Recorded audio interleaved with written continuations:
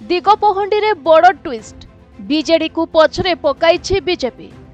दिगपहंडी विधानसभा आसन रे बिजु जनता दलर विप्लव पात्र को पछरे पकाइले पूर्वतन सांसद सिद्धांत महापात्र।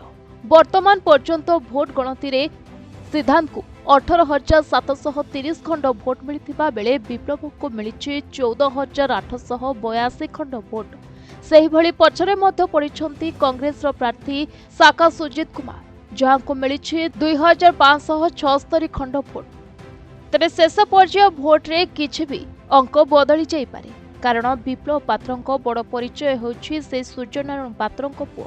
ए निर्वाचन मंडली रो होइथिबा सब विकासमूलक कामर निर्वाचनी फायदा तांको मिलिबार मध्य संभावना रहिछि, किंतु तांको एबे टक्कर देउछंती जीरो रु हीरो हेबार नारा देउथिबा तथा ब्रह्मपुर 2 थर सांसद होइथिबा सिद्धांत महापात्र जे किछि दिन तळे बीजेडी छाड़ी बीजेपी रे मिसिथिले एवं बीजेपी सपक्ष रे मत परिवर्तन को केते परिमाण रे सिद्धांत सफल करि पारुछंती ताहा पर रहिछि समस्त नजर। ब्यूरो रिपोर्ट प्रतिदिन टीवी।